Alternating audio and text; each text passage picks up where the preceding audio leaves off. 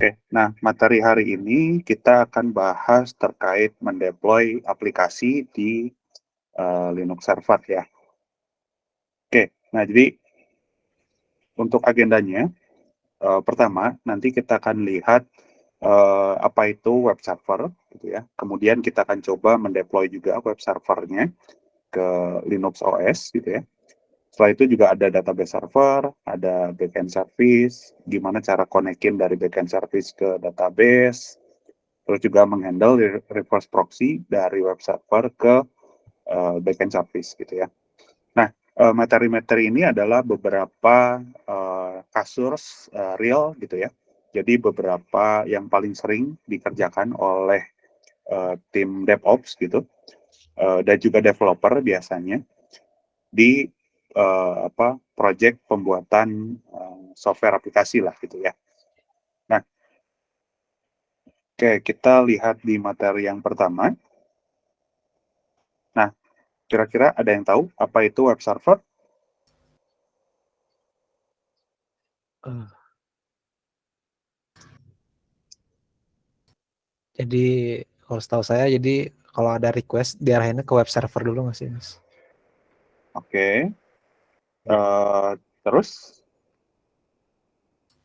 Uh, dari web server itu kira-kira apa yang diproses, terus ngapain gitu?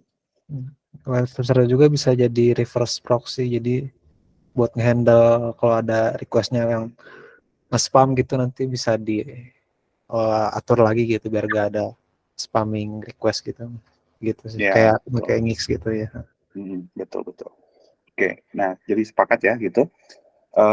Nah, cuman di sini kalau secara definisinya ya, web server itu sebetulnya dia suatu software ya, yang biasanya untuk menghandle apa namanya protokol yang namanya HTTP.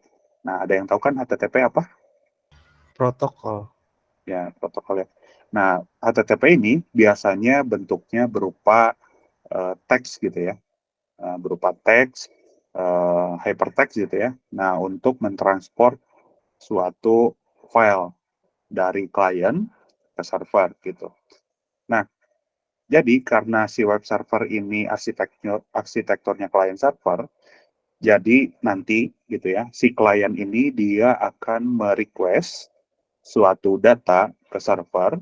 Nah, si servernya ini nanti akan memproses dan juga merespon kembalinya ke si klien itu ya. Nah, contohnya kayak gini ya. Sebentar, pointer. Nah, jadi di sini ya, di sini kita berlaku sebagai klien gitu ya. Nah, klien ini nanti nge-request nih, nge-request. Nah, kalau di sini logonya mungkin awan ya. Tapi sebetulnya harusnya itu network gitu. Network ini bisa jadi berupa apa namanya? Kalau fisikalnya itu berupa switch gitu ya atau hub. Pernah tahu switch atau hub atau modem mungkin? Oh, Ya, tahu ya. Nah, jadi nanti itu akan diproses atau si network itu akan mencari di mana tujuan si klien ini gitu ya. Nah, jadi si klien ini nanti akan mengirimkan suatu address gitu ya. Addressnya ini bisa jadi berupa IP atau berupa domain. Nah, diproses oleh network gitu ya. Kemudian dicari, oh mana nih yang FQDN atau IP address-nya sama dengan yang dicari oleh klien gitu ya. Nah, katakanlah udah ketemu nih si FQDN atau IP address-nya yang mengarah ke server ini ya. Nah, ini dia akan mengarah ke server fisikalnya dulu. Nah, di dalam fisikal nanti dia akan diproses lagi nih. Oh, mana nih yang portnya atau yang ininya sesuai gitu. Nah, jadi si klien itu nggak cuma ngirimin address-nya itu berupa IP aja, tapi biasanya ada port tertentu ya. Nah, portnya ini nanti akan dicek gitu ya sama servernya gitu. Oh, misalkan katakanlah port tujuan kita adalah 80 gitu. Nah, jadi nanti dia cek nih port 80 ada nggak nih di server fisik ini gitu. Karena tadi IP-nya kan sudah ketemu ya, sudah ketemu, kemudian dicek portnya ada atau enggak. Nah, kalau ada, berarti nanti dia akan proses si web servernya, ya. Nah, setelah proses, biasanya dia akan merender gitu ya, merender suatu teks menjadi suatu dokumen, ya. Teksnya itu biasanya kan kita coding berupa HTML, CSS, JavaScript gitu ya, atau file extension lainnya. Nah, setelah itu nanti kan di-render lagi tuh sama si web server jadi dokumen ya. Dokumennya misalnya jadi HTML gitu atau jadi JS atau jadi ini gitu. Pokoknya hasil akhirnya berupa dokumen aja. Nah, setelah dokumennya diproses, di-render, maka dia akan kembaliin nih ke si klien gitu. Ya. Nah, sampai sini ada yang mau ditanyakan dulu terkait apa itu web server?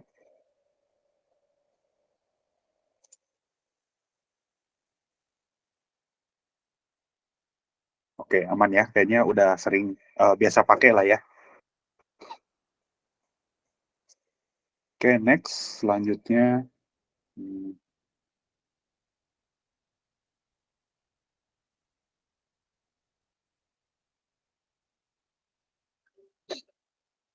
bentar. Hmm,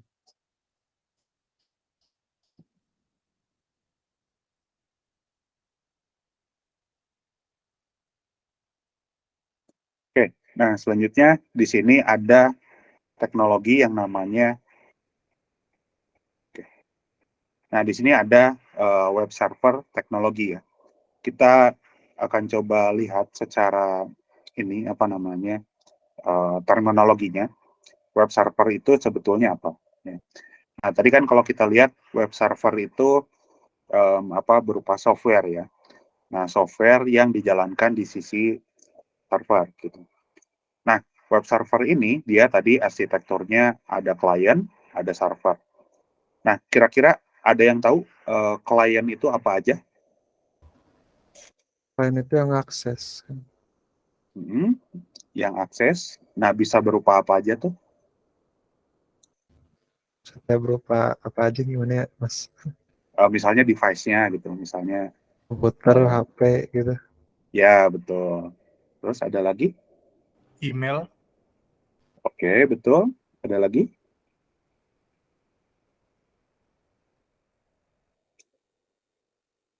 Anything ya, sebetulnya. Game online ya.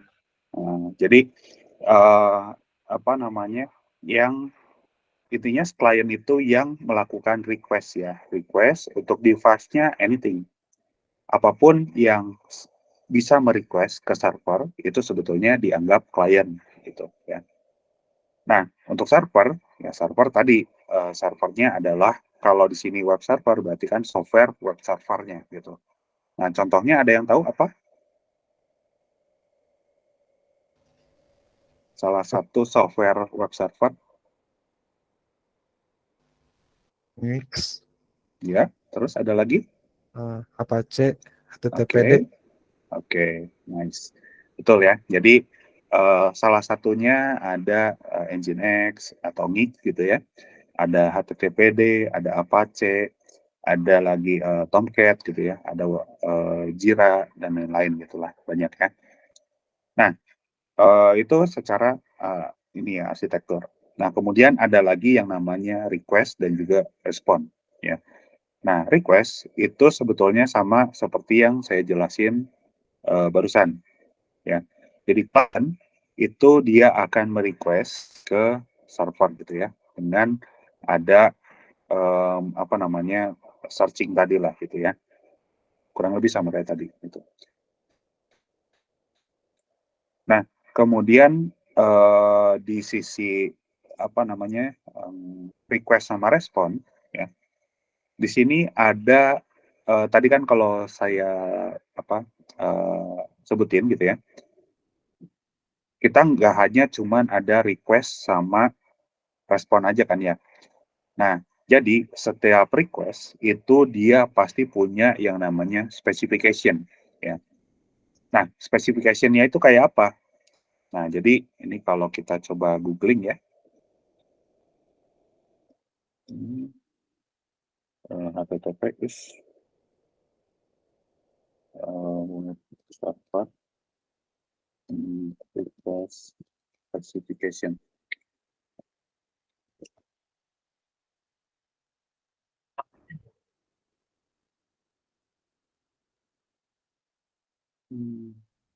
Oke. Nah, jadi di sini di setiap request ya ada beberapa apa namanya atribut atau properti yang biasanya kita butuhin gitu ya. Yang pertama yang pasti adalah URL ya. URL. Contohnya kayak gini URL ya, https www.w3.org protokol something. Ini URL ya. Nah, ada lagi yang namanya header ya. Header ini kalau di sini itu nggak akan kelihatan. Tapi kalau kita buka developer modenya ya, sini ada apa developer. Saya coba pakai apa namanya Chrome lah ya. Saya buka window baru. Nah, di sini kan ada nih ya, ada tool, ada developer mode. Nah, di bawah sini, di sini ya. Di sini kalau kita lihat network ya. Nah, di sini ada banyak properti ya. Misalnya saya mau cari apa JSON folder.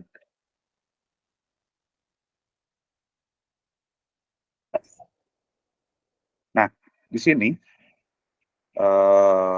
apa namanya ada spek-speknya nih ya. Nah, jadi saya misalnya mau akses data yang post nih ya. Nah, saya bisa ngirim gitu ya URL-nya sama apa namanya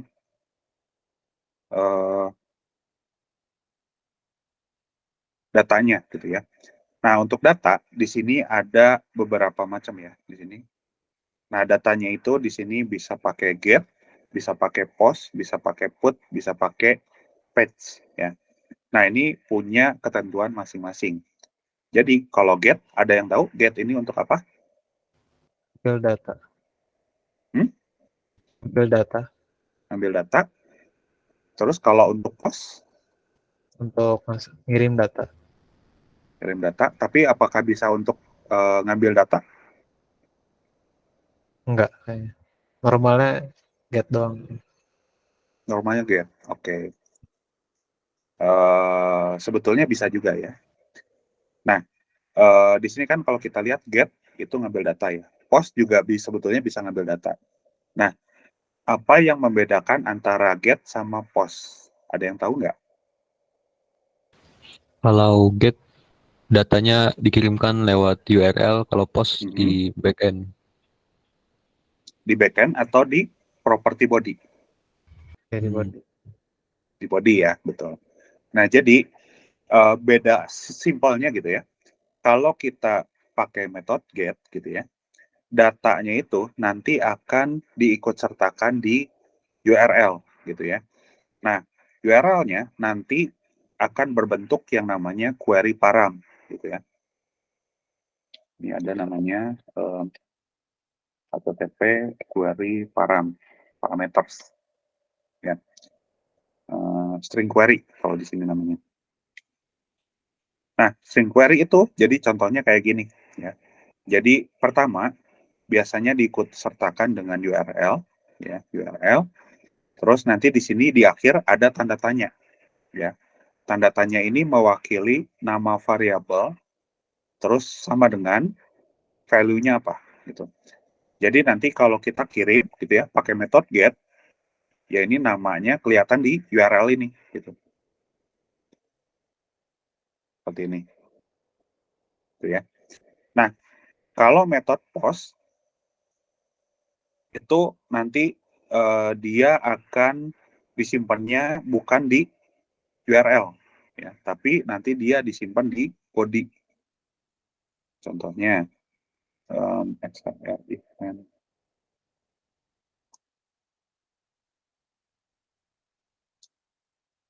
Ya di sini belum ada sih.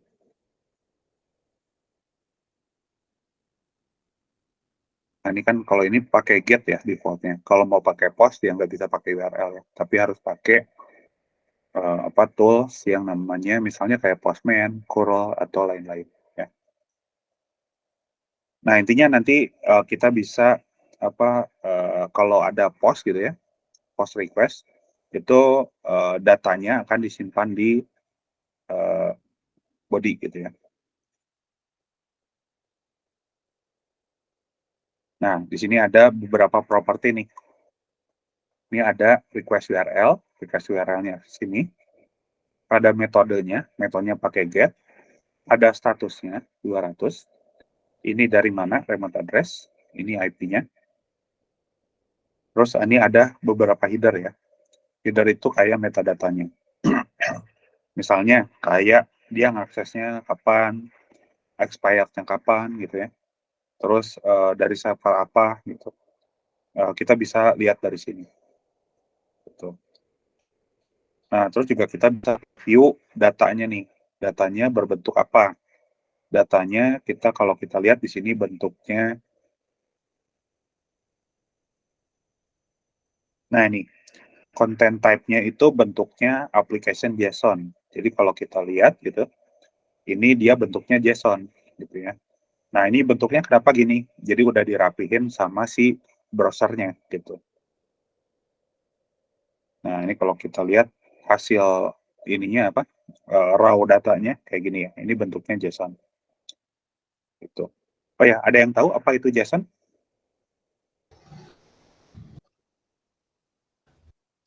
JavaScript Object Notation. Ya, betul. Jadi intinya bentuknya JavaScript berbentuk objek gitu ya. Oke. Nah, sampai sini ada yang ditanyain dulu terkait request sama respon? Jelas sih, Mas. Jelas ya. Oke. Next, selanjutnya ada yang namanya render. Ya. Sebentar ya, ada paket dulu. Hah?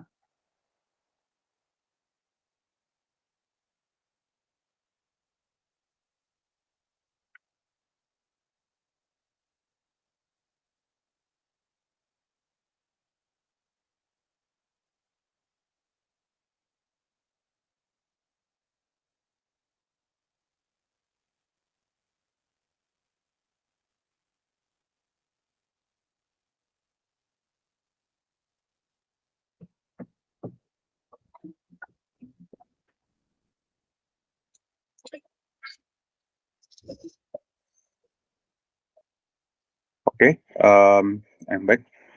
Nah, jadi kita lihat sama rendering ya. Nah, jadi rendering ini biasanya, oke, saya bikin ini dulu ya.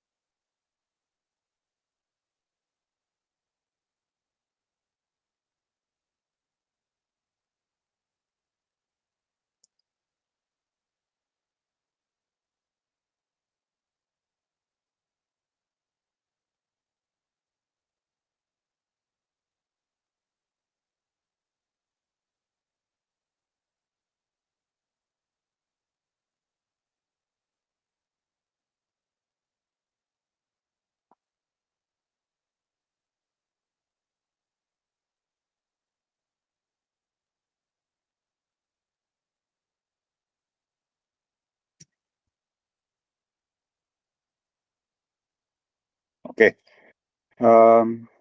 di sini kelihatan gambar diagramnya ya? Kelihatan, Mas. Kelihatan ya? Oke, nah jadi render ini, kira-kira ada yang tahu istilah render ini apa? Nampilin Nampilin responnya. responnya. Oke, betul. Nah, jadi Di sini programmer semua kan ya, dari IF ya, kalau nggak salah.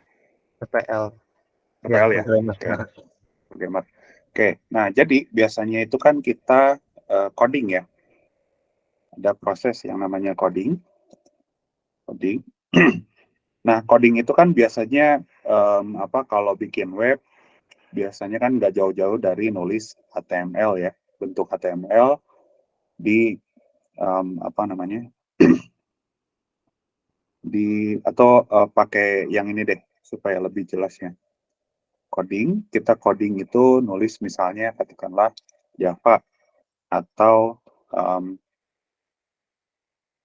PHP gitu ya, PHP gitu. Nah, nanti kita kan punya web server ya, web server.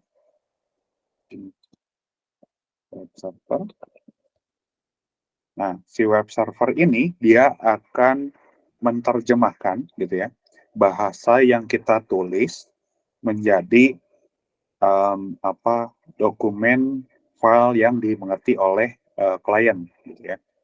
Nah, jadi ini misalnya di sini gitu ya. Oops.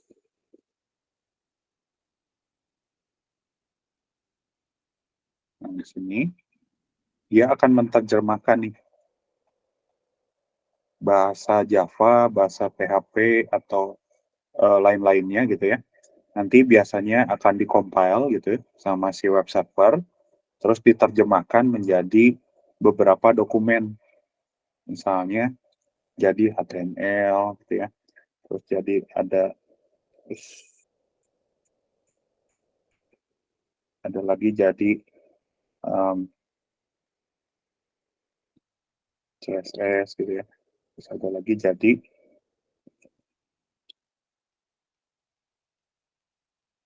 JS gitu.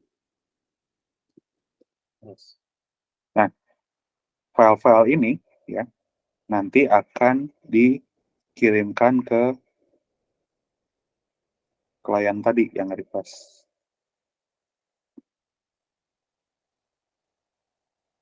Ini ya. Nah, jadi di sini misalnya ada oke.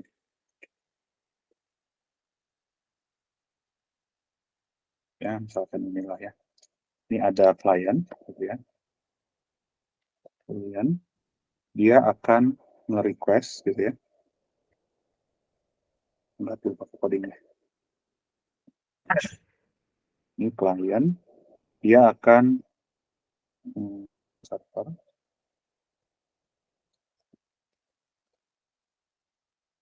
Nah, dia akan request ke server ya.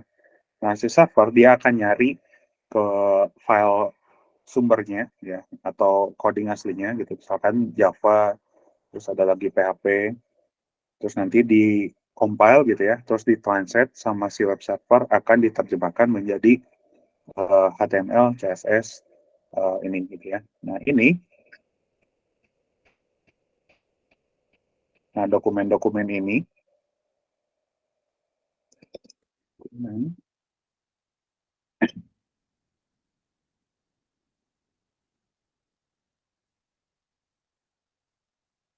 yang dikembaliin ke si klien.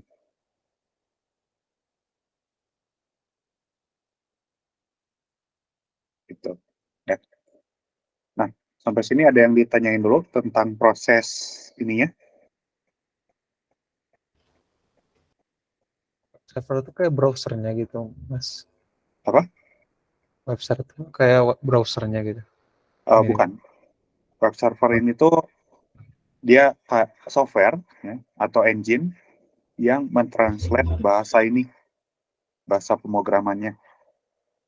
Misalnya kalau PHP kan web servernya itu antara Apache sama HTTPD ya. Ya, Nah, kalau Java itu biasanya kalau nggak Tomcat, Glassfish, Oracle Glassfish gitu ya, atau yang lainnya gitu. Oh, jadi setiap bahasa pemrograman ada web servernya masing-masing gitu, Mas? Ya, betul. Jadi punya web server masing-masing sendiri-sendiri gitu. Oh, nggak bisa pakai kayak Nginx, Apache gitu ya, Mas? Nggak bisa. Karena kalau Nginx biasanya dia hanya bisa uh, apa namanya static serving namanya. Static serving itu ya udah kita nulis HTML nanti akan dikirim lagi HTML-nya sama si Nginx itu. Oh, I see. Oke, Mas. Oke, sip. Hmm. Ya. Oke, ada lagi?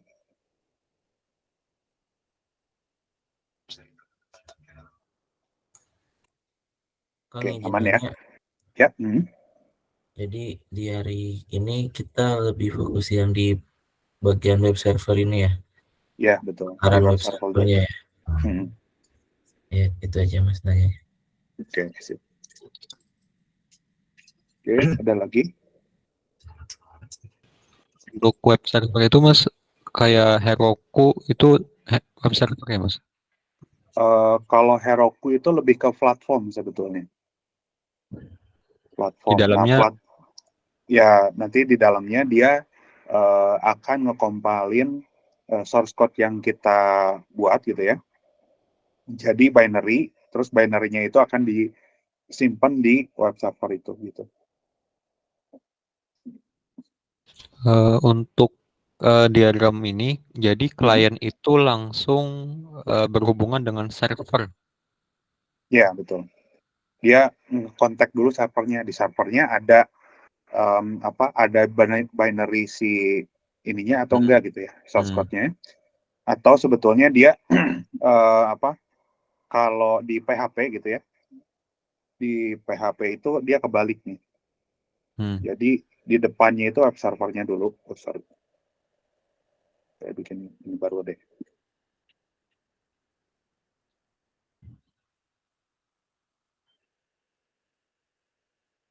Baru.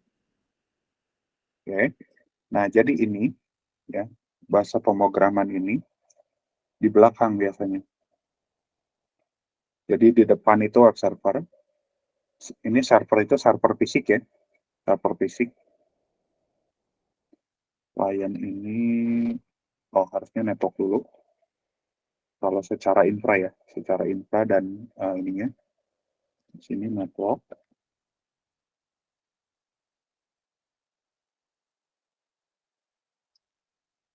Nah, klien dia connect ke network.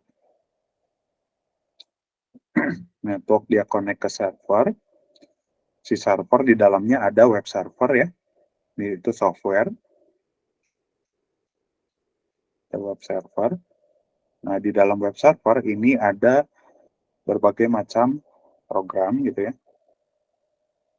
Misalnya kalau Java ya jar gitu. Ada jar gitu. Kalau PHP kan .php. Ish, ada PHP. Terus ada lagi misalnya yang statik. Statik itu contohnya ya ini.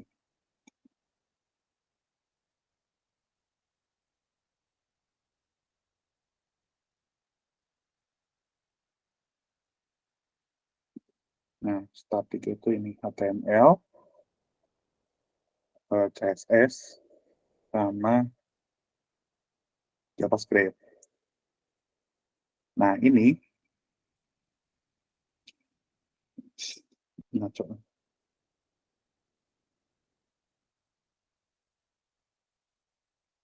Nah, biasanya file bahasa pemrograman yang server side gitu ya. Server side ini kayak Java, kayak PHP, itu dia server side ya.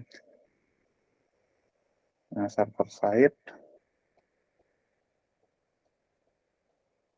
dia akan diproses di server dulu. Diproses nih. Si kedua file ini dia akan diproses atau dikompil. Compile gitu ya. Compile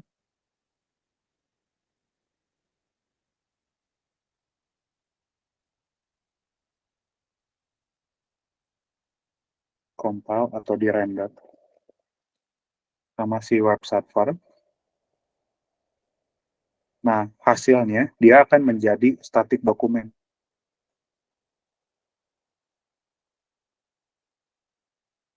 Kayak gini.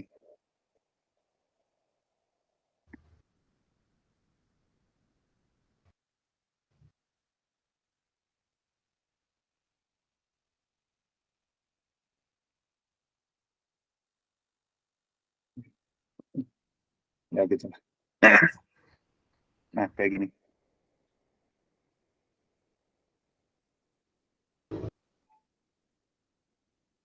Tanya Mas, Ya. kalau itu kan Java atau PHP. Nah, kalau yang kayak misalnya JavaScript itu langsung statistik ya?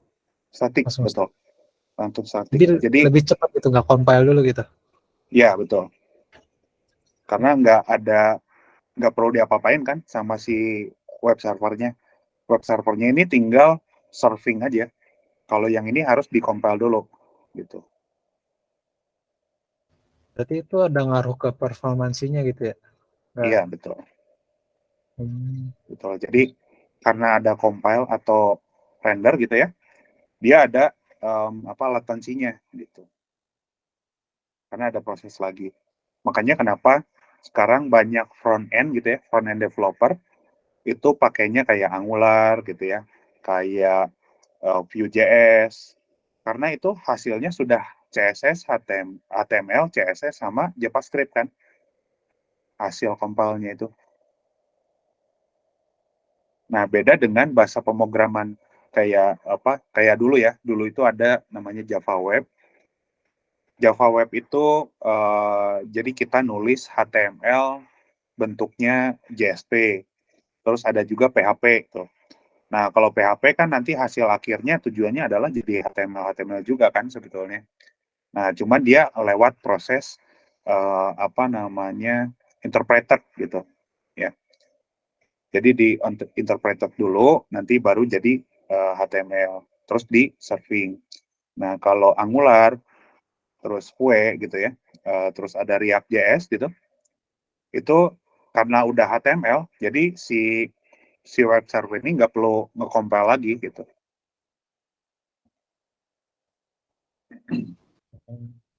Gitu.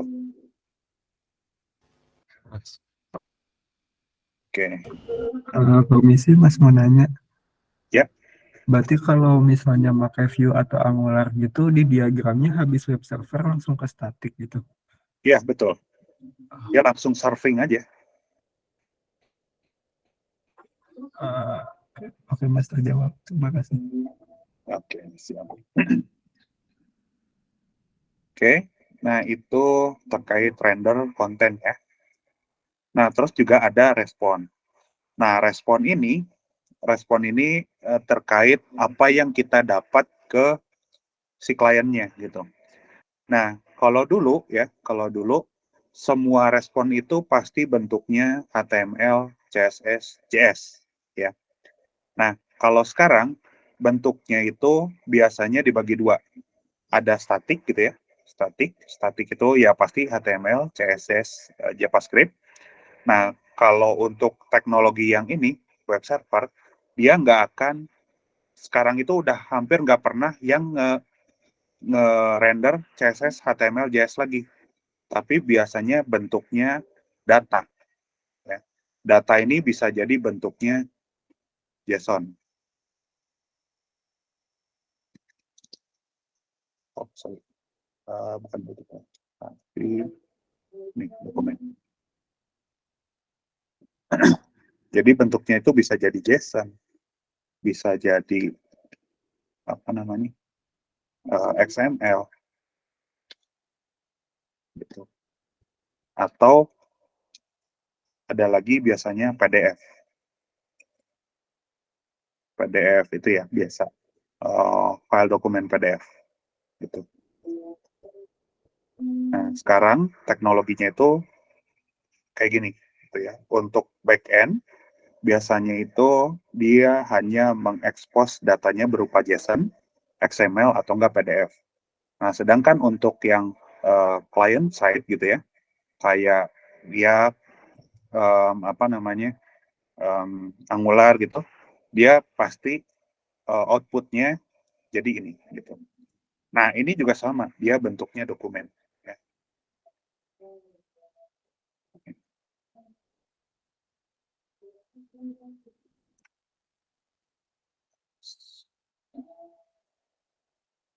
Nah, ini nanti dokumen ini dikirim ke klien.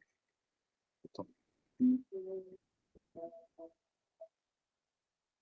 Oke? Ada yang ditanyakan dulu? Ya. Panas. Panas.